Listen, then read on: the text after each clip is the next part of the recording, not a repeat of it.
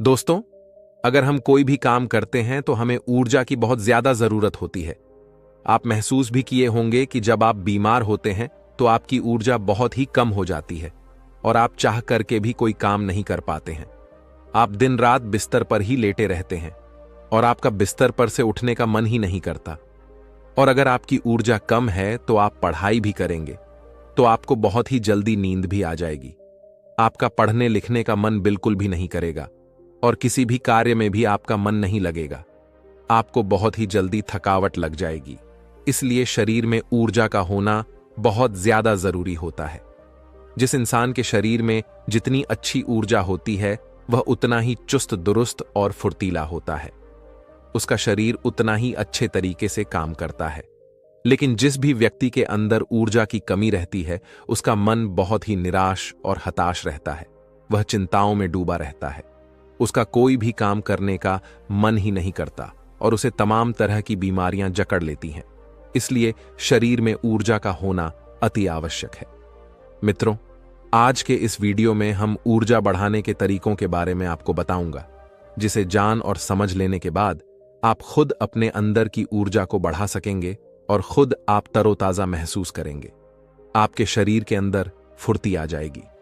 तो मित्रों, इस वीडियो को छोड़ करके कहीं जाइएगा नहीं। मित्रों, प्राचीन समय में नर्मदा नदी के किनारे बसे एक आश्रम में रोज की तरह गुरु अपने शिष्यों को तरह तरह की विद्या सिखाया करते थे। कुंडलिनी योग से लेकर के ध्यान करने तक वह सारी विद्याओं अपने शिष्यों को सिखाया करते थे। उन्हीं शिष्यों में एक निर्मल नाम का एक शिष्य था जिसका व्यवहार अन्य शिष्यों से बिल्कुल अलग था। उसके शरीर में ऊर्जा रहती ही नहीं थी। वह हर समय थका थका सा रहता था। एक बार की बात है, गुरु रोज की तरह अपने शिष्यों को ज्ञान का उपदेश दे रहे थे। उपदेश के बीच में ही निर्मल को नींद आ गई और गुरु की नजर अचानक निर्मल पड़ गए। फिर गुरु को गुस्सा भी आया। गुरु डांट कर बोलते हैं कि निर्मल, तुमने रात को ठीक से सोया नहीं था क्या, जो तुम्हें अभी इसी वक्त नींद आ रही है।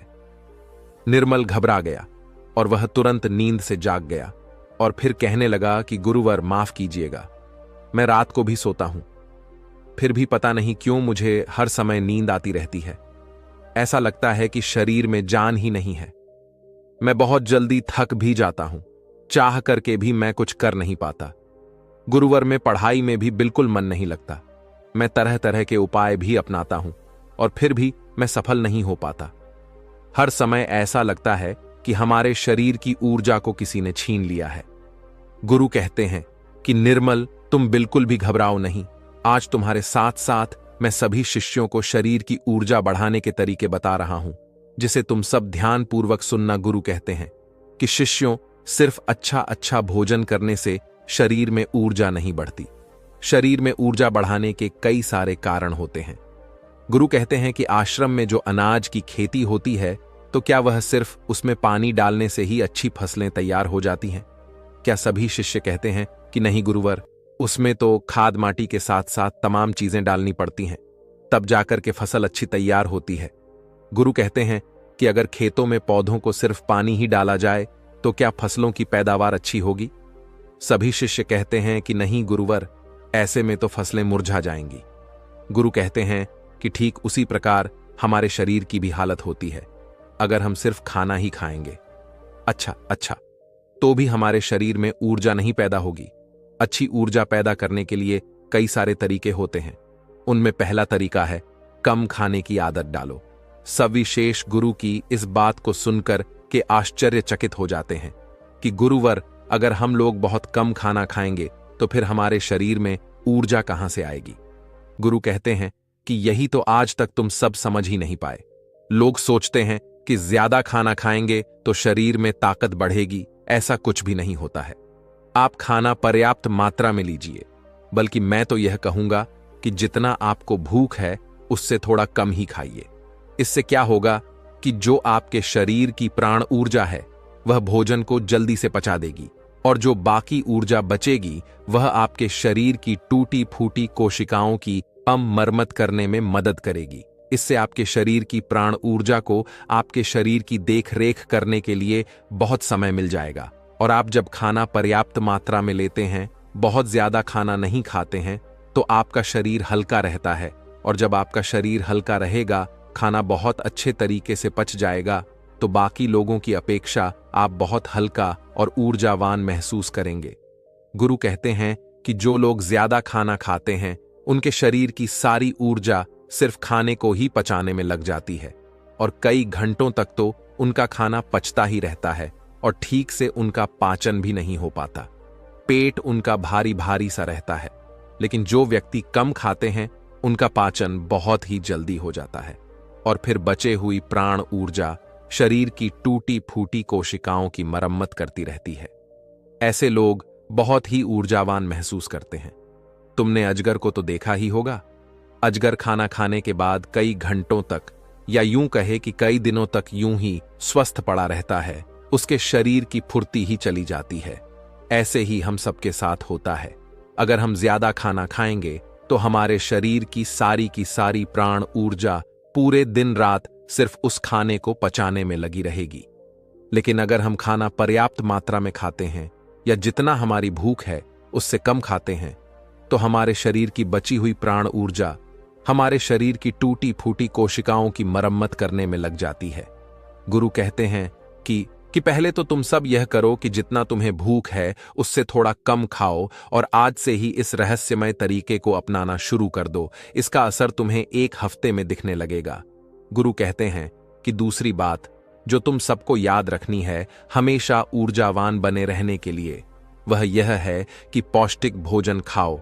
गुरु कहते हैं कि अधिकतर लोग तो सिर्फ पेट भरने के लिए खाना खाते हैं। उन्हें लगता है कि उनका पेट बस भर जाए तो सब ठीक हो जाएगा, तो ऐसा बिल्कुल भी नहीं होता है। आपके शरीर को विभिन्न प्रकार के विटामिन्स की जरूरत होती है।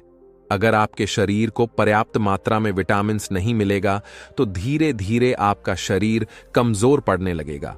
मान लीजिए कि आपके शरीर में विटामिन ए की कमी रहती है, तो आपको रतौंधी रोग हो सकता है।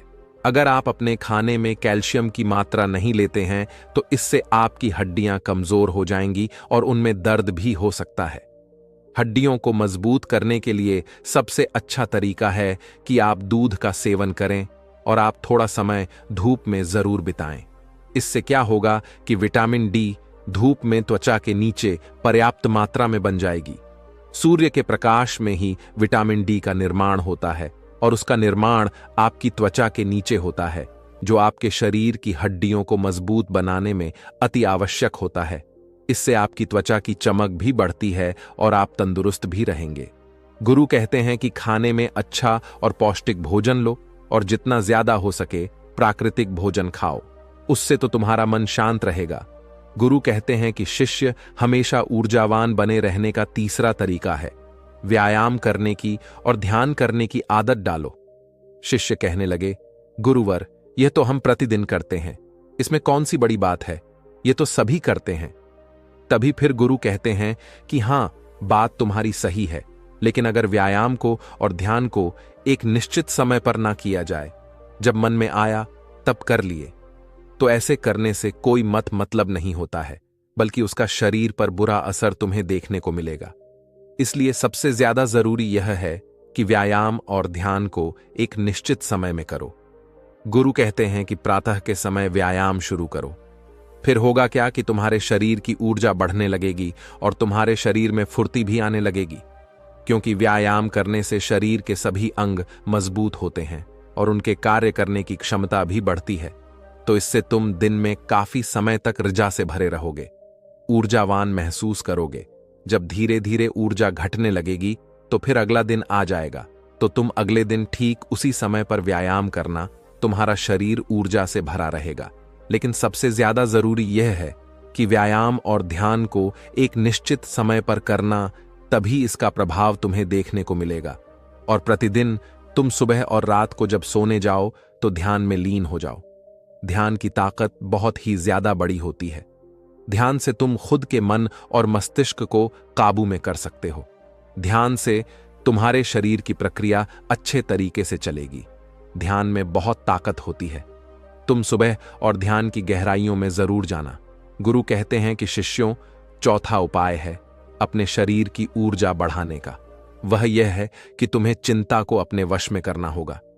गुरु कहते हैं कि शिष्यों, अभी तुम सब बच्चे हो, अभी तुम सबको उतनी फिक्र नहीं है, लेकिन जब तुम धीरे धीरे बड़े होने लगोगे तो तुम्हारे पर भी जिम्मेदारियों का बोझ आएगा, तो तुम्हारे ऊपर तमाम कामों का बोझ रहेगा।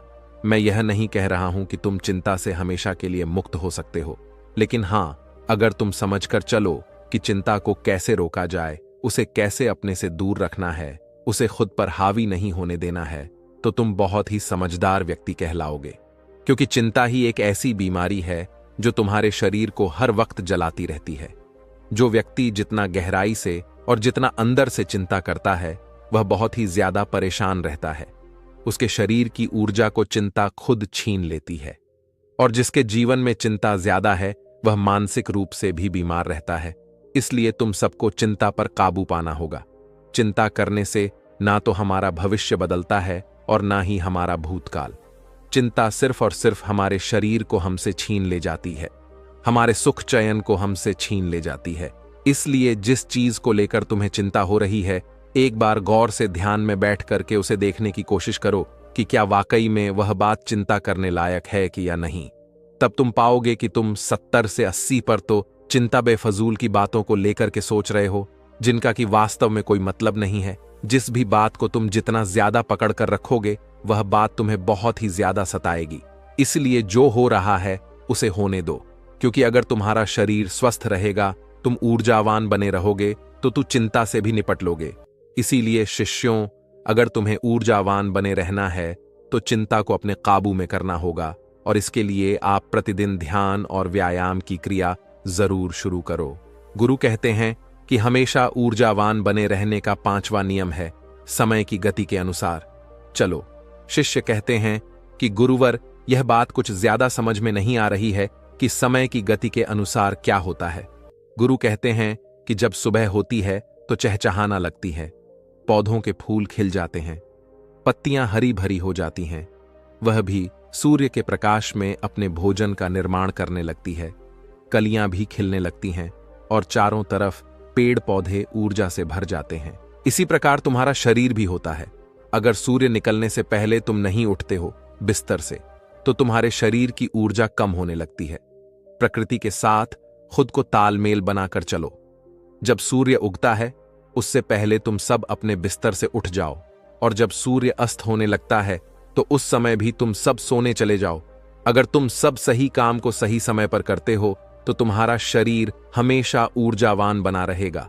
जो व्यक्ति आलसी होता है, सूर्य निकलने के बाद उठता है और रात भर जागता रहता है, दिन में सोता रहता है, तो उसके शरीर की ऊर्जा छेड़ होने लगती है। क्योंकि अगर तुम प्रकृति के साथ खुद को तालमेल बैठाकर नहीं चलोगे तो तुम्हारे शरीर की ऊर्जा होने लगेगी। इसलिए अपने सभी कार्यों को समय के अनुसार करो। जब तुम समय के अनुसार कार्य को करोगे तो तुम्हारा शरीर भी स्वस्थ रहेगा और तुम्हें कार्य करने की चिंता भी नहीं रहेगी, क्योंकि तुमने अपने कार्य को सही समय पर कर लिया। कुछ लोगों को नींद रात में इसलिए नहीं आती है क्योंकि एक तो चिंता उन्हें बहुत सताती रहती है, और दूसरी बात यह है कि वह समय के अनुसार चलते भी नहीं। इसलिए अगर तुम्हें लंबी जिंदगी जीना है तो अपने कार्यों को समय के अनुसार करो। गुरु कहते हैं कि हमेशा ऊर्जावान बने रहने का 6ठा नियम है, खुद पर ध्यान दो। गुरु कहते हैं कि यह बहुत ही शक्तिशाली नियम है। खुद पर ध्यान देने का मतलब यह है कि तुम सब खुद से खुद को प्यार करो, खुद के लिए अच्छा सोचो। कई बार होता है कि कुछ लोग दूसरों की जिंदगी से बहुत ही ज्यादा निराश रहते हैं। अगर कोई दूसरा विकास कर रहा है तो उससे बहुत ही ज्यादा परेशान रहते हैं। उससे उनके अंदर जलन की भावना उत्पन्न होने लगती है, और जो व्यक्ति दूसरों के विकास से दुखी रहता है तो उसके अंदर जलन की भावना पैदा हो जाती है, तो धीरे धीरे उसका शरीर ऊर्जा से छींट होने लगता है। इसलिए दूसरों पर ध्यान देने की बजाय खुद पर ध्यान दो, खुद को बेहतर बनाने में लग जाओ। जब तुम पूरी ऊर्जा के साथ खुद को बेहतर बनाने में लगोगे तो तुम्हारे कार्य जरूर सफल होंगे। वह व्यक्ति अपने जीवन में कभी भी सफल नहीं हो पाता जो हर समय दूसरों के बारे में सोचता रहता है, दूसरों की बुराई के बारे में सोचता रहता है, दूसरे से जलन की भावना रखता है। उस व्यक्ति की ऊर्जा कभी भी अच्छी नहीं रहती। लेकिन वहीं पर जो व्यक्ति अपने बारे में अच्छा सोचता है और दूसरों के भी बारे में अच्छा सोचता है, तो उसकी ऊर्जा हमेशा बनी रहती है।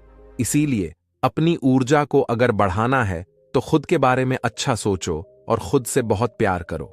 जब कोई इंसान किसी दूसरे व्यक्ति से जलता रहता है तो उसके हार्मोन्स नकारात्मक होने लगते हैं और अच्छे हार्मोन्स कभी भी उसके शरीर से स्रावित ही नहीं हो पाते, जिससे उसकी ऊर्जा कम होने लगती है। लेकिन वहीं पर जो व्यक्ति अच्छा सोचता है, पॉजिटिव रहता है, तो उसके शरीर के सभी हार्मोन सकारात्मक तरीके से निकलते रहते हैं, जिससे उसके शरीर में ऊर्जा बनी रहती है। गुरु कहते हैं कि हमेशा ऊर्जावान बने रहने का 7वां नियम है सकारात्मक रहे। कैसी भी सिचुएशन तुम्हारी जिंदगी में आ जाए, तुम्हें हमेशा सकारात्मक बने रहना होगा। जो व्यक्ति जितना ज्यादा सकारात्मक होता है, उसकी सोच उतनी ही ज्यादा सकारात्मक होती है, वह उतना ही अच्छे तरीके से परेशानियों से निपट सकता है। लेकिन जिसके दिमाग में हमेशा नकारात्मक बातें ही भरी रहती हैं, वह नकारात्मक बातें ही सोचता रहता है, तो उसकी ऊर्जा लगातार नीचे की तरफ बहती रहती है, जिससे उसके शरीर की ऊर्जा धीरे धीरे क्षीण होने लगती है। लेकिन जिस भी व्यक्ति के अंदर सकारात्मक भावनाएं पैदा होती हैं, सकारात्मक बातें वह सोचता है, तो उसके अंदर की ऊर्जा ऊपर की तरफ बहती है। और जब ऊर्जा ऊपर की तरफ बहती है तो वह किसी भी कार्य पर, किसी भी तत्व पर बहुत ही अच्छे तरीके से सोच पाता है। और जब वह किसी कार्य को करता है तो उसमें वह सफल जरूर होता है। इसीलिए शिष्यों, हमेशा सकारात्मक बने रहना बहुत ज्यादा जरूरी होता है। जरूरी नहीं कि हर पल आप सकारात्मक ही रहे, लेकिन अगर आपकी सोच सकारात्मक है तो आप तमाम तरह की मुश्किलों से पार पा सकते हैं, मुश्किलों को अपनी जिंदगी से हरा सकते। इसीलिए सकारात्मक सोच के साथ आगे बढ़ने का प्रयास जरूर करो। गुरु कहते हैं कि शिष्यों, यह 7 नियम अगर तुम सब अपना लेते हो तो तुम्हारे शरीर की ऊर्जा कभी भी कम नहीं होगी। हमेशा तुम ऊर्जावान बने रहोगे और निर्मल। तुम तो मेरी यह 7 बातें आज से ही अपनाना शुरू करो, और अभी से, ताकि तुम्हारे शरीर की ऊर्जा ऊपर की तरफ बहे और तुम सकारात्मक सोच सको। जब तुम्हारे शरीर की ऊर्जा ऊपर की तरफ बहेगी तो तुम्हें नींद भी समय पर आएगी। हर पल तुम्हें नींद नहीं आएगी और तुम्हारा शरीर ऊर्जा से भरा रहेगा। गुरु यह 7 नियम बताकर के शांत हो जाते हैं। तभी सभी शिष्य खड़े होते हैं और गुरु को प्रणाम करते हैं और उनका धन्यवाद अदा करते हैं, और सब लोग अपने अपने कार्यों पर वापस लग जाते हैं। तो दोस्तों, उम्मीद है इस वीडियो से आपको काफी कुछ सीखने को मिला होगा। अपना इंस्पायर्ड को सुनने वाले मेरे सभी दोस्तों को सलाम। दोस्तों, क्या आपको भी ऐसा लगता है कि आपके साथ जो कुछ भी हो रहा है वह सब गलत है और आपके साथ ऐसा नहीं होना चाहिए? क्या आपको भी ऐसा लगता है कि जीवन दुखों से भरा हुआ है और कोई भी आपको समझना नहीं चाहता? लोग हमेशा आपको केवल दुख ही देते रहते हैं, जबकि आप सब पर यकीन करते हैं, खुले दिल से सब पर भरोसा करते हैं, और जिस पर भी आप भरोसा करते हैं वह आपको धोखा अवश्य देता है। और आपके आसपास ऐसे बहुत से लोग हैं जो आपसे प्रेम करते हैं, लेकिन वक्त आने पर उनका प्रेम गायब हो जाता है। अर्थात जब आपका बुरा समय आता है तब वह भी अपना असली रूप आपको दिखाई देते हैं, और वह आपको ही आपके हालातों का दोषी ठहरा देते हैं। और तब आपको ऐसा भी लगता होगा कि अब यह दुनिया रहने लायक नहीं है। यहां जिसके साथ अच्छा करो वही हमारे साथ बुरा करता है। चारों ओर केवल धोखा फरेब और झूठ ही नजर आता है। यहां तक कि आपकी बात कोई ठीक ढंग से सुनना भी नहीं चाहता। क्या आपको भी ऐसा ही लगता है? तो आपको मेरी बात गौर से सुनने की आवश्यकता है। इस बात को ध्यान से सुनिए और समझने की कोशिश कीजिए। यहां इस दुनिया में जो कुछ भी आपके साथ हो रहा है, यह केवल आपके साथ ही नहीं हो रहा, बल्कि यह तो हमेशा से होता आया है और यह हमेशा होता ही रहेगा। लेकिन आपको ऐसा लगता है कि यह सब तो केवल आपके साथ ही हो रहा है, और आप एक ऐसे विशेष व्यक्ति हैं जिसको विशेष प्रकार के दुख दिए जा रहे हैं। आपने कभी यह महसूस किया है कि जब आप दुखी होते हैं तो आपके भीतर एक गहरी चोट पहुंचती है, आपका दिल पूरी तरह से टूट जाता है, और उसके बाद हमें कुछ भी अच्छा नहीं लगता, फिर चाहे वह हमारी मनपसंद चीज या समय ही क्यों ना हो, या ऐसा कोई माहौल ही क्यों ना हो जो हमें बहुत पसंद है। लेकिन एक बार जब हम गहरे दुख में होते हैं तो हमें कुछ भी पसंद नहीं आता, और इसे हम मन कहते हैं। जब मन के अनुसार कार्य नहीं होते तो मन टूटने लग जाता है। और इसका मतलब यह नहीं है कि मन टूटने लगता है तो आप मन से आजाद होने लगते हैं। बल्कि यह तो आपको और भी बुरी तरह से जकड़ने लगता है। वह चारों तरफ से आपको घेर लेता है और यह आपको बताता है कि सामने वाले सब तुम्हारे दुश्मन हैं। वह सब तुम्हारा बुरा चाहते हैं। वह चाहकर भी तुम्हारे लिए अच्छा सोच ही नहीं सकते। इसलिए उन्हें सबक तो सिखाना ही होगा। आपका मन धीरे धीरे आप पर हावी होने लगता है और यह आपसे कहता है कि चाहे कुछ भी हो जाए, मैं उन्हें नहीं छोड़ने वाला। उन्होंने मेरे साथ बुरा किया है और मैं उनकी सजा उन्हें देकर ही रहूंगा। उनके साथ मैं कुछ ऐसा करूंगा ताकि उन्हें भी एहसास हो जाए कि उन्होंने मेरे साथ गलत किया है। और कुछ लोग केवल यही सबक सिखाने के लिए अपने प्राण भी त्याग देते हैं। उन्हें लगता है कि यदि वह ऐसा करेंगे तो वे लोग अवश्य ही सबक सीख लेंगे, किंतु ऐसा होता नहीं है। जो लोग प्राण त्यागते हैं उन्हें कुछ भी नहीं मिलता। जिनके लिए उन्होंने अपने प्राण त्यागे हैं उन्हें कोई भी एहसास नहीं होता। सब केवल 2 दिन के लिए रोते हैं और तीसरे दिन अपनी जिंदगी में वह फिर से व्यस्त हो जाते हैं, जैसे कि वह अपना जीवन पहले जी रहे थे। किंतु यदि आप वास्तविकता की तरफ देखेंगे तो आप यह समझ पाएंगे कि आपको वास्तविकता में केवल सहानुभूति ही चाहिए और वह आपको कोई नहीं देना चाहता। इसलिए आप तकलीफ में रहते हैं, आप दुख में रहते हैं। आप चाहते हैं कि आपके साथ कोई आए, आपसे आपका दर्द पूछे, वह आपके साथ खड़ा हो और आपकी बातें सुने, लेकिन ऐसा कुछ नहीं होता और इसी कारण हम दुनिया को कोसते हैं। कहते हैं कि सब कुछ केवल हमारे साथ ही हो रहा है। किंतु मेरा आपसे एक प्रश्न है, क्या केवल यही करने के लिए आप धरती पर आए थे? आप यह बोल रहे हैं कि आपके जीवन का मकसद तो कुछ और ही है, किंतु आप एक गलत उलझनों में उलझ कर रह गए हैं।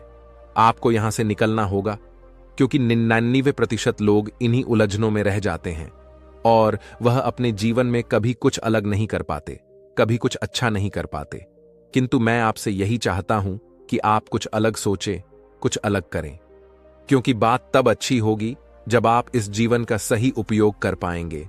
और हमारे इस चैनल का उद्देश्य भी यही है कि आप सही राह पर आगे बढ़े। लेकिन अब आपके मन में यह सवाल जरूर उठ रहा होगा कि आखिर वह बड़ा कार्य कौन सा है जो हमें करना चाहिए?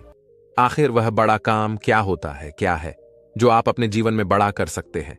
क्या वह कोई सरकारी नौकरी पाना है? क्या वह कोई बड़ा व्यापार खड़ा करना है? क्या मंत्री, प्रधानमंत्री या राष्ट्रपति बनना है? क्या वह कार्य लोगों की मदद करना है?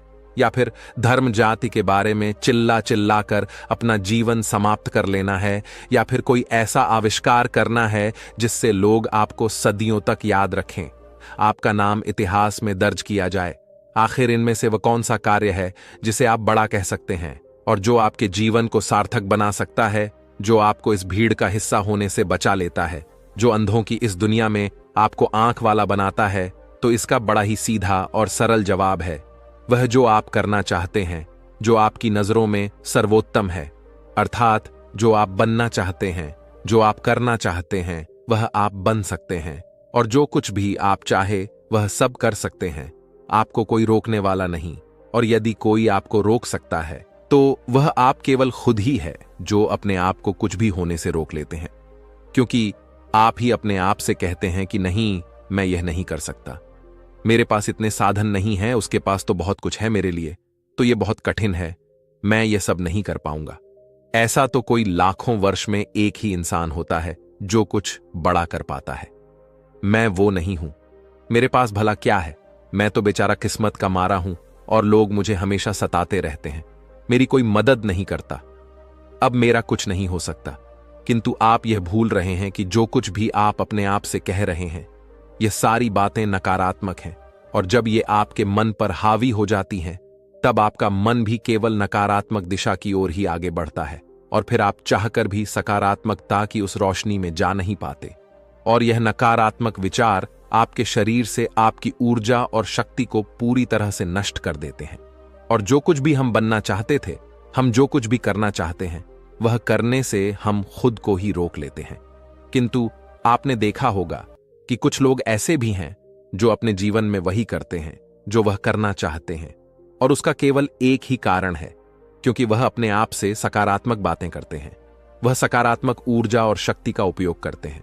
वह अपने भीतर कभी भी नकारात्मक ऊर्जा को प्रवेश नहीं करने देते, और यदि कोई नकारात्मक ऊर्जा या विचार उनके मन में प्रवेश कर भी जाता है तो वह उस पर ना यकीन करके सकारात्मकता की ओर आगे बढ़ते हैं, और उसे भी सकारात्मक बना लेते हैं। इसलिए वो जो चाहते हैं वह अपने जीवन में वो हासिल भी कर पाते हैं। लेकिन फिर भी आपके मन में अब तक यह सवाल तो गूंज ही रहा होगा कि आखिर आप क्या करना चाहते हैं, वो कौन सा बड़ा काम है जो आप करना चाहते हैं। तो चलिए इसे एक छोटी सी कहानी के माध्यम से समझते हैं। बहुत समय पहले की बात है, एक चक्रवर्ती सम्राट महात्मा बुद्ध के पास आया और वह महात्मा बुद्ध के समीप आकर दोनों हाथ जोड़कर महात्मा बुद्ध से कहता है, हे बुद्ध, मैं एक चक्रवर्ती सम्राट हूं। मैंने इस दुनिया को जीत लिया है। मेरे जैसा राजा ना कभी हुआ था और ना कभी होगा। मैंने जितने बड़े कार्य किए हैं, इतने बड़े कार्य दुनिया में आज तक किसी ने नहीं किए हैं। लेकिन फिर भी मैं आज आपके सामने दोनों हाथ जोड़कर खड़ा हूं, क्योंकि मैं भीतर से बहुत दुखी हूं। मेरा दुख इतना गहरा है कि मैं इसे संभाल भी नहीं पा रहा। मैं अपने बचपन से जो कुछ पाना चाहता था वह सब पा चुका हूं। मैं जो बनना चाहता था वो मैं बन चुका हूं। लेकिन यह सब कुछ पाने के लिए मैंने बहुत सारे गलत कर्म भी किए। मैंने खुद ही अपने पिता की हत्या करवा दी, जिस कारण मेरी मां भी मुझसे नफरत करने लगी। वह मुझे छोड़कर चली गई। जिससे मैं प्रेम करता था उसने भी मुझे छोड़ दिया। इसी प्रकार सभी एक एक करके मुझसे दूर होते चले गए और आखिरकार अब मैं पूरी तरह से अकेला हो चुका हूं।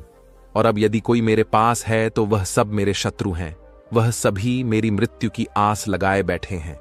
मैं यह जानता हूं कि जो कुछ भी मैंने किया है वह सब गलत है और यह सब करने वाला भी मैं खुद ही हूं। और हे बुद्ध, आज मैं आपके पास इसीलिए आया हूं। दुनिया में कोई ऐसा जीवन जिया जा सकता है जिसमें कोई गलतियां ना हो, और जब हम अपनी आखिरी सांस गिन रहे हो, मृत्यु के द्वार पर खड़े हो, तब हमें इस बात का एहसास होना चाहिए कि हमने कोई गलतियां नहीं की। क्या ऐसा कभी हो सकता है?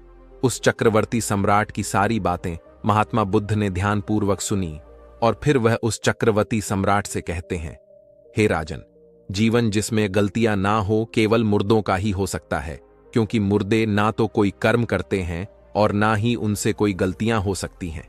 किंतु जिसमें जीवन है, जो प्रणवानंदा जी महात्मा बुद्ध के इतना कहने पर वह सम्राट महात्मा बुद्ध से कहता है, हे बुद्ध, तो इसका क्या अर्थ हुआ कि मैंने जो भी अपने जीवन में पाप किए हैं वह पाप नहीं है। आप यह कहना चाहते हैं कि मनुष्य चाहकर भी अपने आप को गलतियां करने से रोक नहीं सकता। क्या इसका अर्थ यही है? इस पर महात्मा बुद्ध एक बार फिर उस चक्रवर्ती सम्राट से कहते हैं, राजन, हमारे जीवन में गलतियां होना स्वाभाविक है। हम अपनी गलतियों से ही सीखते हैं। जो गलतियां नहीं करते वह कभी सीख नहीं पाते। लेकिन जानबूझकर की गई गलती गलती नहीं बल्कि अपराध होती है। गलती तो वह है जो हम नासमझी में करते हैं, अनजाने में करते हैं, और वह गलतियां ही होती हैं जो हमें सिखाती हैं और जीवन का सार बताती हैं। लेकिन एक ही गलती को बार बार दोहराना, उसकी पुनरावृत्ति करना, इस बात को दर्शाती है कि मनुष्य अपनी गलतियों से सीख नहीं रहा। उसमें किसी प्रकार की कोई समझ उत्पन्न नहीं हो रही, क्योंकि जो गलती करता है, जो समझता है, वह उस गलती को दोबारा नहीं करता, बल्कि वह उनसे सीखकर आगे बढ़ता है और अपने जीवन में कुछ नई गलतियां करता है। और वह हर गलती से कुछ ना कुछ सीखता है और अपने आप को बेहतर बनाता है।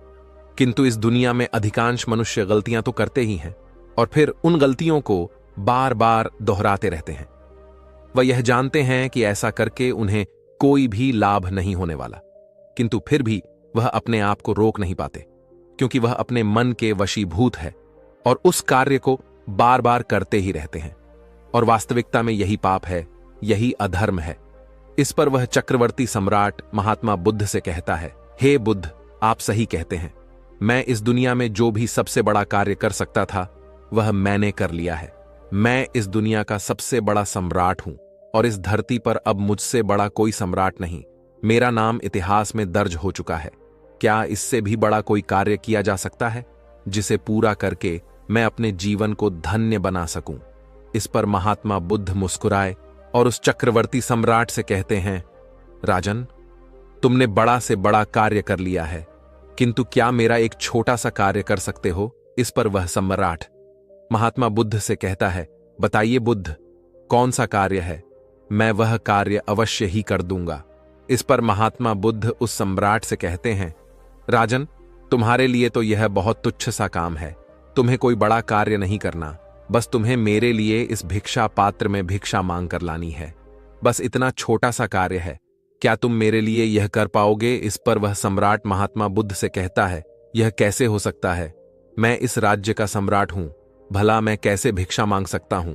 यदि आपको भिक्षा चाहिए तो मैं आपको भिक्षा दे देता हूं। आप जो कहेंगे मैं वह आपको लाकर दे सकता हूं। चाहे तो आप मेरा पूरा साम्राज्य ले लीजिए, मैं अभी अपने राज्य का त्याग कर सकता हूं और आपको दे सकता हूं। इस पर महात्मा बुद्ध मुस्कुराने लगे और उस चक्रवर्ती सम्राट से कहते हैं, राजन, जब तुम एक तुच्छ सा कार्य नहीं कर पाए तो तुम बड़े कार्य क्या कर पाओगे? तुमने तो केवल वही किया है जो तुम कर सकते थे। तुम एक राजा के पुत्र थे और तुमने एक सम्राट बनकर भला कौन सा बड़ा कार्य कर लिया? महात्मा बुद्ध की यह बातें सम्राट के दिल को चोट पहुंचा रही थीं। इससे क्रोधित होकर वह सम्राट महात्मा बुद्ध से कहता है, ठीक है बुद्ध, आप जो चाहते हैं वह करने के लिए मैं तैयार हूं। मैं अभी जाकर भिक्षा मांगकर लाता हूं। इस पर महात्मा बुद्ध उस सम्राट से कहते हैं, किंतु हे राजन, मेरी एक शर्त है। तुम भिक्षा मांगने एक राजा के भेष में नहीं बल्कि एक साधारण मनुष्य के भेष में जाओ। वह राजा महात्मा बुद्ध की बात मान लेता है और वह साधारण मनुष्य के रूप में गांव में भिक्षा मांगने के लिए पहुंच जाता है। वह गांव का हर एक दरवाजा खटखटा आता है, हर एक घर से भिक्षा मांगने की कोशिश करता है, लेकिन सुबह से लेकर शाम तक कोई भी उसे भिक्षा नहीं देता, बल्कि हर कोई उससे यही कहता था, अरे तू तो बड़ा अहंकारी है, तू भिक्षा तो ऐसे मांग रहा है जैसे तू कोई भिखारी नहीं बल्कि कोई राजा हो और हम तेरे गुलाम हो। घूमते घूमते सुबह से शाम हो गई, लेकिन राजा को भिक्षा नहीं मिली। आखिरकार थक हार कर महात्मा बुद्ध के पास वापस लौटा और उसने महात्मा बुद्ध को सारी बात बता दी। इस पर महात्मा बुद्ध राजा से कहते हैं, राजन, अब तुम मेरे साथ चलो। इतना कहकर महात्मा बुद्ध हाथों में भिक्षा पात्र लिए उस राजा को अपने साथ लेकर फिर से गांव की ओर बढ़ते हैं। वह गांव के पहले ही द्वार पर भिक्षा मांगते हैं। उस घर से एक व्यक्ति बाहर आता है जो महात्मा बुद्ध को प्रणाम करता है और उनके भिक्षा पात्र में भिक्षा डालता है। और इतना ही नहीं, महात्मा बुद्ध के पीछे वह राजा भी खड़ा था जिसे उस व्यक्ति ने भिक्षा भी दी। इस पर महात्मा बुद्ध उस राजा से कहते हैं, देखा राजन, तुम जिस प्रकार के व्यक्ति के पीछे खड़े रहोगे, अर्थात जिस प्रकार के व्यक्ति का संगत करोगे, तब उस व्यक्ति का जो पुण्य या पाप मिलता है उसका कुछ हिस्सा तुम्हें भी अवश्य मिलेगा। जिस प्रकार अभी तुम्हें मेरे कारण भिक्षा प्राप्त हुई है, इसी प्रकार अगर तुम्हें अपने जीवन में धर्म चाहिए, सुख और शांति चाहिए, भिक्षा चाहिए, तो तुम्हें विनम्र होना होगा। तुम्हें अपना अहंकार त्यागना होगा और अपने आप को बाहर की ओर अभिव्यक्त करना होगा। अर्थात जो तुम हो तुम्हें वही होना होगा, तुम जो बन गए हो उसे छोड़ दो। राजा ने महात्मा बुद्ध की सारी बातें ध्यानपूर्वक सुनी और उसके बाद वह उसी गांव के एक और दरवाजे पर गया। उसने दरवाजा खटखटाया और घर से एक बूढ़ी औरत बाहर आई। हालांकि राजा ने पहले भी उस द्वार पर भिक्षा मांगी थी, लेकिन तब उसे भिक्षा नहीं मिली। लेकिन जैसे ही वह बूढ़ी औरत उस घर से बाहर आई, इस पर वह राजा उस बूढ़ी औरत से कहता है, हे माई, मुझे अपने गुरु के लिए कुछ भिक्षा चाहिए, क्या आप मुझे कुछ भिक्षा दे सकती हैं? इतना कहकर वह राजा घुटनों के बल बैठ गया। उस बूढ़ी औरत ने बिना कुछ कहे भीतर जाकर कुछ भोजन लाया और राजा के भिक्षा पात्र में रख दिया। उस भिक्षा को देखकर मन ही मन बहुत प्रसन्न हुआ।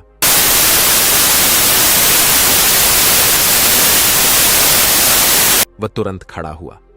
उसने उस बूढ़ी औरत का माथा चूमा और उनका धन्यवाद किया और वह थोड़ी सी भिक्षा लेकर महात्मा बुद्ध के समीप पहुंचा।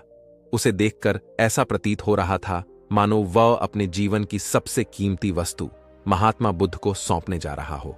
महात्मा बुद्ध के समीप पहुंच वह महात्मा बुद्ध से कहता है, हे गुरुवर, मेरी तरफ से यह थोड़ी सी भिक्षा स्वीकार करें। महात्मा बुद्ध ने खुशी खुशी वह भिक्षा स्वीकार की और उस सम्राट से कहते हैं, राजन, इस दुनिया में हम बहुत कुछ होते हैं, अमीर गरीब, किसान, व्यापारी, सन्यासी, सम्राट, सुंदर बदसूरत, लेकिन हम में से कोई भी मनुष्य नहीं होता क्योंकि हम खुद को भूल बैठे हैं।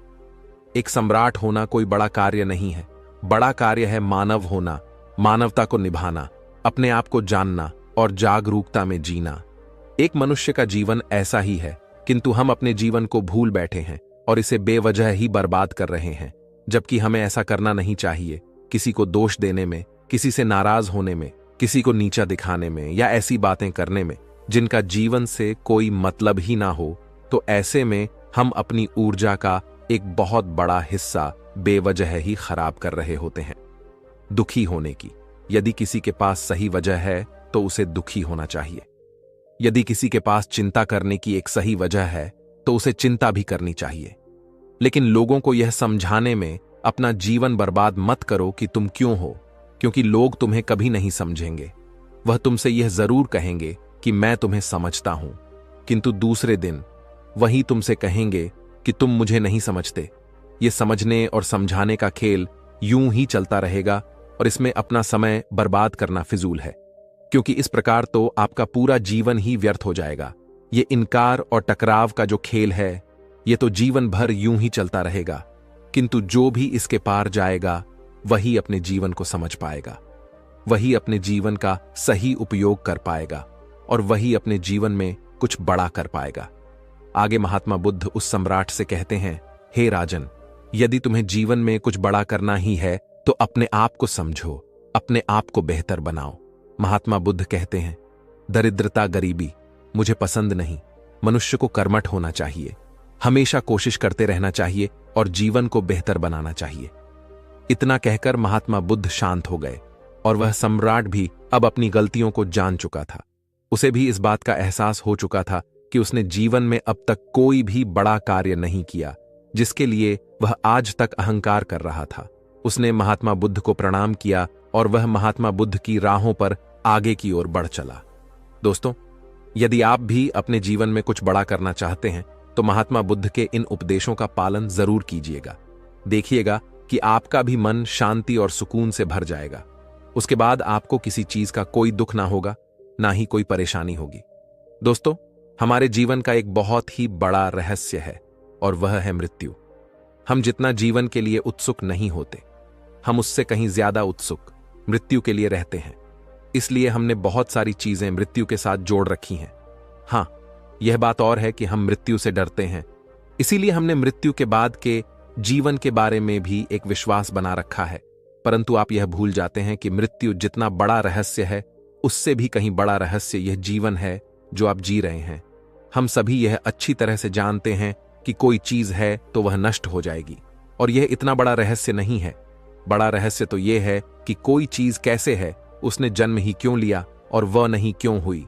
उसके बाद भी न जाने क्यों हम जीवन को लेकर उत्सुक नहीं रहते, बल्कि हम मृत्यु को लेकर अधिक उत्सुक रहते हैं। क्योंकि जीवन तो हम जी रहे हैं, पर मृत्यु भविष्य में होने वाली घटना है। वह कैसी होगी, उसके बाद क्या होगा, कुछ होगा या नहीं होगा, मृत्यु के बाद हमारे साथ क्या होता है, ऐसे कई सारे सवाल हमारे मन में अक्सर ही आते रहते हैं, जिस कारण मृत्यु हमारे लिए जीवन से भी ज्यादा रहस्यमय बन जाती है। और हम सभी इस वास्तविकता को जानते हैं कि एक ना एक दिन हम सभी को मृत्यु तो आनी ही है, लेकिन उसके बाद भी हम नासमझ बनकर बैठे रहते हैं। हम यह सोचते हैं कि हम तो अभी बच्चे हैं, हम तो अभी जवान हैं, हमारे पास तो अभी बहुत समय है, हम तो बुढ़ापे में ही भरेंगे। किंतु आप यह भूल रहे हैं कि आपके पास कोई भी ज्यादा समय नहीं है। किसी के पास कितना समय है यह कोई नहीं जानता। आप चाहे बच्चे हो, जवान हो या बूढ़े हो, इससे कोई फर्क नहीं पड़ता। इसलिए आज से ही अपना जीवन जीना शुरू करें, क्योंकि जितना आप खुलकर जीवन को जिएंगे उतना ही आनंद आपको यह जीवन देगा। इस जीवन को जितना ज्यादा समझ सकते हो उतना इसे समझने का प्रयास करो, क्योंकि हमारे जीवन के बिल्कुल पीछे मृत्यु भी खड़ी है। मृत्यु का भी एक जीवन होता है, एक समय होता है। जब मृत्यु आ रही होती है तो वह भी एक समय होता है, जब मृत्यु घट रही होती है तो वह भी एक समय ही होता है, और जब मृत्यु हो चुकी होती है तो वह भी एक समय ही होता है, जब सब कुछ समाप्त हो जाता है। और यह बिल्कुल वैसा ही है जैसा कि हमारा जीवन। एक समय हम यह जीवन जी रहे हैं, एक समय यह जीवन घट रहा है, और एक समय हमारा यह जीवन पूरी तरह से समाप्त हो चुका होता है। जिस प्रकार जीवन का एक समय होता है, ठीक उसी प्रकार मृत्यु का भी एक जीवन काल है। पर हम नादान हमेशा केवल अपनी मृत्यु को लेकर चिंतित रहते हैं। ये सोचते रहते हैं कि मृत्यु कैसी होगी, कब होगी, और मृत्यु के बाद हमारे साथ क्या होगा। इस चीज को लेकर हम भयभीत भी रहते हैं।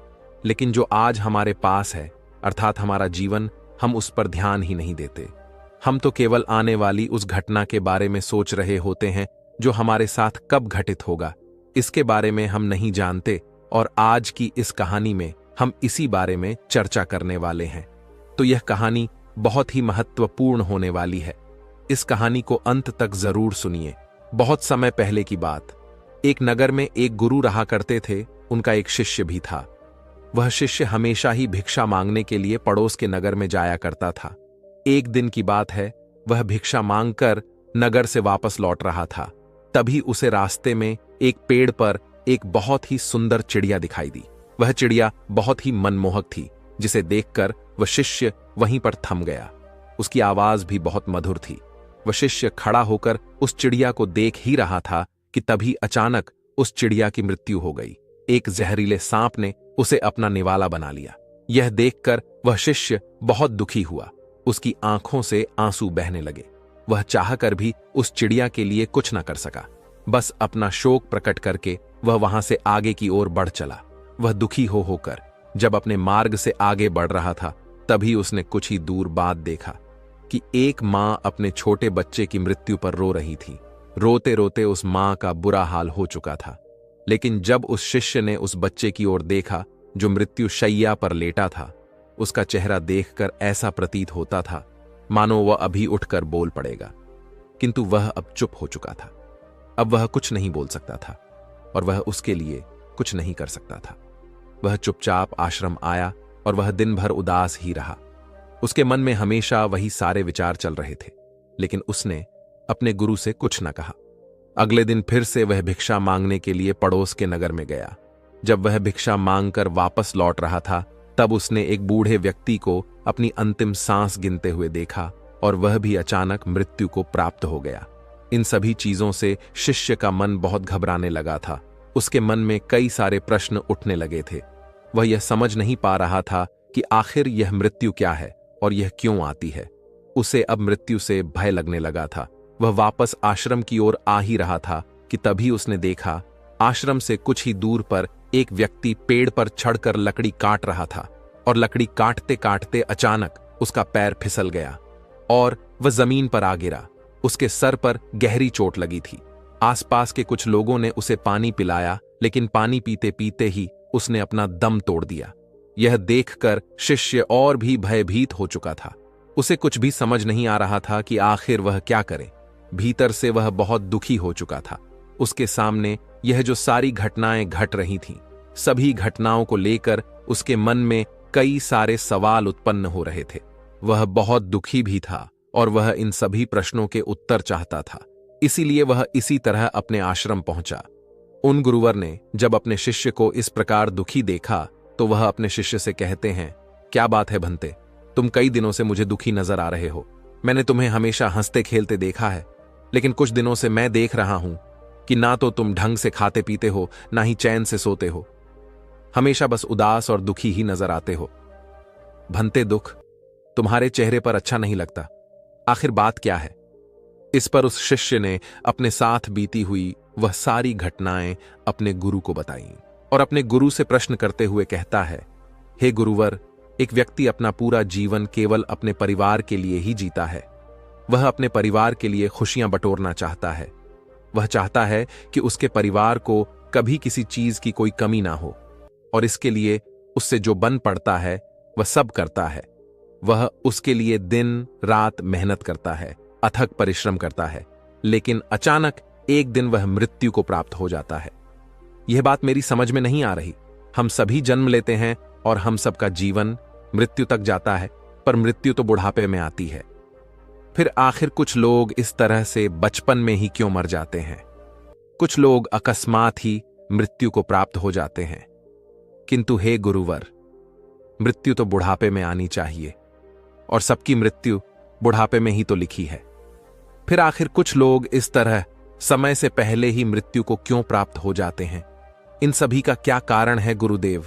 उन गुरुवर ने अपने शिष्य की सारी बातें ध्यानपूर्वक सुनी और फिर वह अपने शिष्य से कहते हैं, इस दुनिया में कभी भी कोई भी समय से पहले मृत्यु को प्राप्त नहीं होता। इस मृत्यु का बुढ़ापे से कोई संबंध नहीं। मृत्यु का संबंध कर्म और नियम से बंधा है। नियम कहता है कि कोई भी व्यक्ति या कोई भी प्राणी या निर्जीव व्यक्ति जो भी प्रकट हुए हैं, जिसका भी जन्म हुआ है, जो बना है, उसके जन्म के साथ ही उसके दो जीवन चलते हैं। अर्थात हम एक और जीवन जीते हैं तो दूसरी ओर मृत्यु जीते हैं। उन गुरुवर की यह बात सुनकर वह शिष्य थोड़ा सा आश्चर्यचकित हो गया और वह उन गुरुवर से कहता है, हे गुरुवर, आप क्या कहना चाहते हैं? हम तो मनुष्य हैं और हम अपना जीवन ही तो जी रहे हैं, और जीवन के बाद हमारी मृत्यु हो जाती है, और मृत्यु के बाद भला कौन जीता है? किंतु आप कह रहे हैं कि हम जन्म के साथ ही दो जीवन जीते हैं। ये बात मेरी कुछ समझ में नहीं आ रही। कृपया करके साफ और स्पष्ट तौर पर बताएं। अपने शिष्य के मुख से यह बात सुनकर उन गुरुवर ने पासी में पड़ी हुई एक लकड़ी का छोटा सा टुकड़ा उठाया और उसकी ओर इशारा करते हुए वह गुरुवर अपने शिष्य से कहते हैं, भंते, तुम यह लकड़ी देख रहे हो? इस पर वह शिष्य हां में सर हिलाते हुए उन गुरुवर से कहता है, जी गुरुवर, मैं यह लकड़ी साफ और स्पष्ट देख पा रहा हूं। इस पर वह गुरु अपने शिष्य से कहते हैं, भंते, इस लकड़ी को अपना जीवन समझो, और अभी यह लकड़ी पूरी है, किंतु अब मैं इस लकड़ी के एक तरफ आग लगाने जा रहा हूं।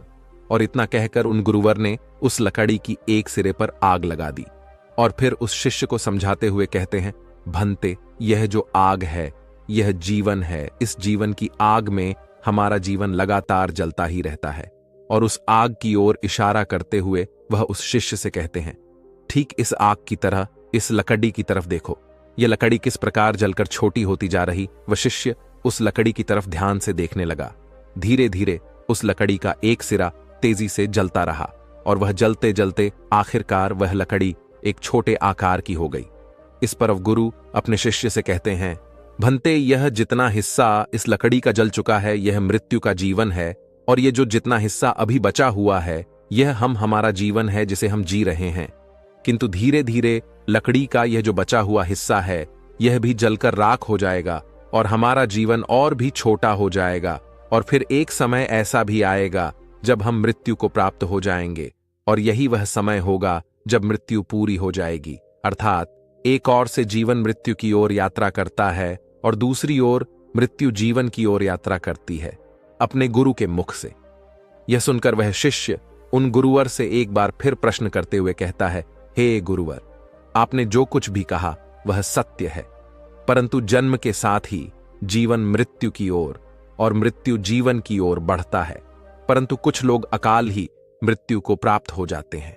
ना तो वह मृत्यु की ओर पूरी तरह से बढ़ पाते हैं और ना ही मृत्यु उनकी ओर पूरी तरफ से आ पाती है। वह जन्म से बुढ़ापे तक का सफर भी नहीं कर पाते, बल्कि किसी दुर्घटना में उनकी अकाल मृत्यु हो जाती है। वह कोई भी हो सकता है, वह बच्चे भी हो सकते हैं, जवान भी हो सकते हैं। आखिर ऐसा क्यों? इस पर वह गुरुवर मुस्कुराते हुए अपने शिष्य से कहते हैं, भंते, कोई भी मृत्यु दुर्घटना नहीं होती। जो जैसे और समय और जिस तरह से मृत्यु को प्राप्त होना है वह वैसे ही होगा। यह सब तो कर्मों का खेल है। हमारे कर्म ही हिसाब बराबर करने का काम करते हैं। कुछ लोग आरामदायक मृत्यु को प्राप्त होते हैं तो कुछ बहुत कष्टदायक मृत्यु को प्राप्त होते हैं। कुछ जीवन भर दुखों में जीते हुए अंत में जाकर बुढ़ापे में मृत्यु को प्राप्त करते हैं। कुछ लोग मृत्यु की कामना करते हुए मृत्यु को प्राप्त करते हैं। कुछ लोग बहुत छोटा सा जीवन जी पाते हैं और उसमें वह सुखी भी रहते हैं, और कुछ लोग तो जीवन की शुरुआत करते ही मृत्यु को प्राप्त हो जाते हैं। और जो लोग बहुत लंबा जीवन जीते हैं वे लोग उसमें अपनी समझ का विकास करते हुए अपने बुरे कर्मों के प्रभाव को कम करते हुए चलते हैं और अच्छे कर्मों के प्रभाव को बढ़ाते चलते हैं, जिस कारण उन्हें एक अच्छा जीवन मिल पाता है। वे लोग अपने बुरे कर्मों के कारण अपनी चेतना को अच्छी तरह समझ पाते हैं, वे उसे निखार पाते हैं, और ऐसी चेतना हमेशा उन्हें बुराइयों से बाहर आने में उनकी मदद करती है। जिस प्रकार सोने को शुद्ध करने के लिए उसे आग में तपाना पड़ता है, ठीक उसी तरह से हमारी चेतना भी होती है। मनुष्य की चेतना को निखारने के लिए दुख और दर्द आते ही रहते हैं, और आपका जीवन कितना लंबा चलेगा यह आपके कर्म निर्धारित करते हैं। यहां इस दुनिया में, इस ब्रह्मांड में सब कुछ नियमों से ही चल रहा है। कुछ भी इधर उधर अपने आप नहीं चल रहा। हर किसी के आने और जाने का समय पहले से ही निर्धारित है। सिर्फ वही लोग अपना समय खुद से निर्धारित कर पाते हैं जो बुद्धत्व को प्राप्त कर पाते हैं। वे लोग प्रकृति के इस बंधन से मुक्त हो जाते हैं।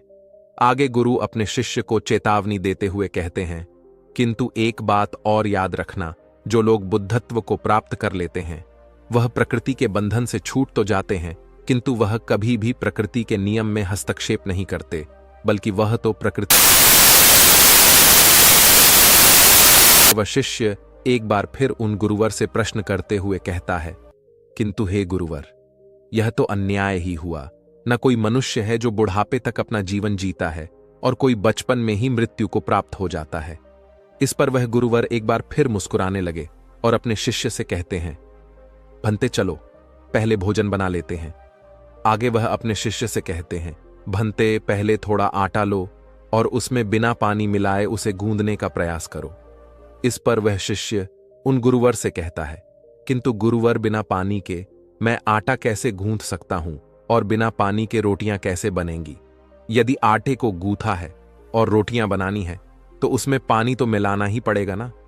इस पर वह गुरुवर अपने शिष्य से कहते हैं, चलो ठीक है, तुम पानी मिला लो और आटा भी गूंद लो और उसकी रोटियां भी बेल लेना, लेकिन उसे तवे पर मत डालना, वरना उसे कष्ट होगा, उसे जलन होगी।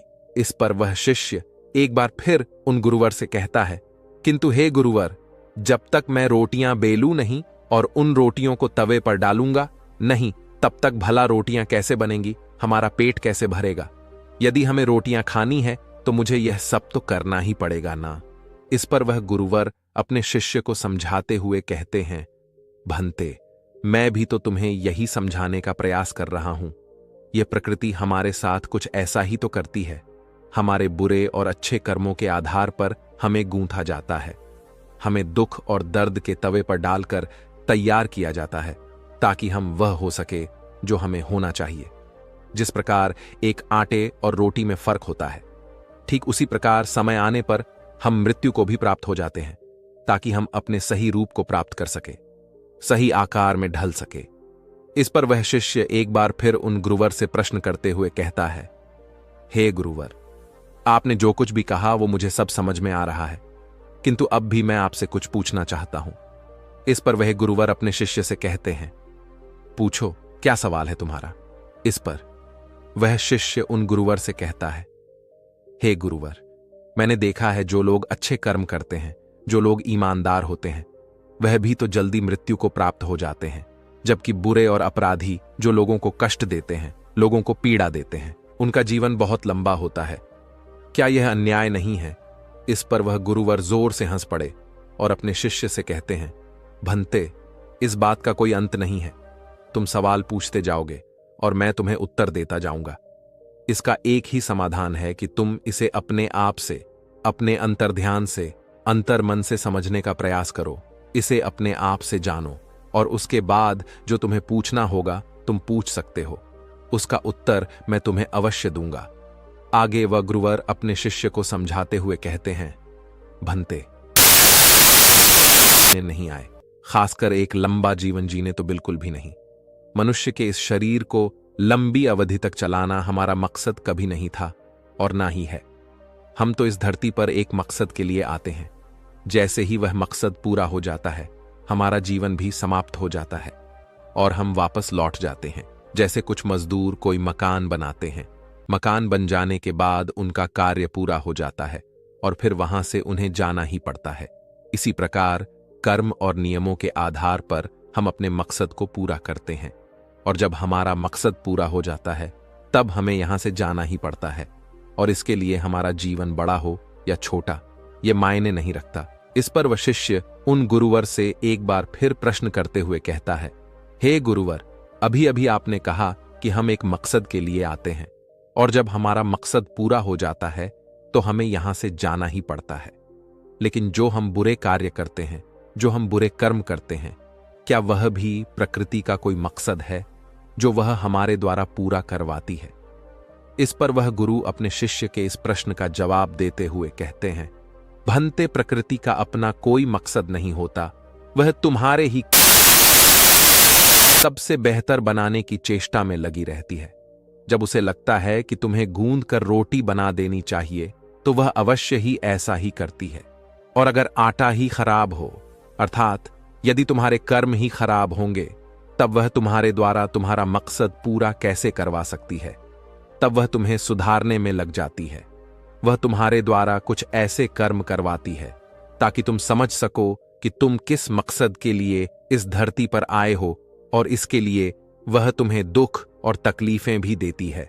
ज्यादा दुख और ज्यादा तकलीफें उसी को मिलती है जो ज्यादा सुख भी पाता है। इसीलिए प्रकृति का अपना कोई मकसद नहीं, वह तो केवल तुम्हें सही राह पर लाना चाहती है। वह तुम्हें यह समझाने की कोशिश में लगी रहती है कि तुम्हें अभी और मेहनत करने की आवश्यकता है, तुम्हें सुधरने की आवश्यकता है। किंतु हम तो दुख और सुख में कुछ इस प्रकार से लिप्त हो जाते हैं कि हम अपना मकसद कभी ढूंढ ही नहीं पाते। इस पर अब शिष्य उन गुरुवर से एक और प्रश्न करने की अनुग्रह करता है, लेकिन वह गुरुवर कहते हैं, भंते मैंने तुमसे पहले कहा, अगर मैं इस पर तुम्हें जवाब देता जाऊं तो तुम्हारे प्रश्न कभी समाप्त नहीं होंगे। इसलिए तुम ध्यान करो और खुद से ही जान लो, और उसके बाद जो भी तुम्हारे प्रश्न होंगे मैं उसका उत्तर तुम्हें अवश्य दूंगा। इतना कहकर वह गुरुवर वहां से चले गए, और वह शिष्य उन गुरुवर की बात मानकर अब हर रोज ध्यान करने लगा था। उस शिष्य को यह बात समझ में आ चुकी थी कि जो भी उसके मन के प्रश्न है वह उसे ध्यान से ही मिलेंगे, खुद को जानने के बाद ही मिलेंगे। और मुझे उम्मीद है कि आपको भी यह बात अच्छी तरह समझ में आ चुकी होगी कि जीवन छोटे या बड़े होने से कोई फर्क नहीं पड़ता। एक लंबी उम्र वाला व्यक्ति भी, अर्थात एक लंबे जीवन जीने वाला व्यक्ति भी अपने जीवन के अंतिम समय पर यही कहता फिरता है कि मैंने तो अभी तक कुछ नहीं किया, मैंने तो अभी तक कुछ भी नहीं पाया। और वहीं पर एक छोटे जीवन जीने वाला व्यक्ति भी अपने जीवन के अंतिम समय पर यही कहता फिरता है। परंतु जो छोटे से जीवन में भी उतना कर ले जो एक व्यक्ति अपने बड़े जीवन में ना कर सका हो, तो उसका छोटा जीवन भी सफल हो जाता है। मृत्यु अनिश्चित है और यह कभी भी आ सकती है, इसके बारे में कोई नहीं जानता आपको। तो ये सोचना चाहिए कि आप बहुत ही खास हो, क्योंकि जिस प्रकार हमें जन्म के साथ हमारी सांसें मिलती है, ठीक उसी प्रकार हमें जन्म के साथ हमें हमारी मृत्यु भी मिलती है। और मृत्यु ही हमें सही सांचे में ढलती है, हमें एक नए जीवन की ओर ले जाती है, एक नई दुनिया में ले जाती है जहां पर हमारा वक्त आ चुका है। उम्मीद है कि आपको आज की इस वीडियो से बहुत कुछ सीखने को मिला होगा।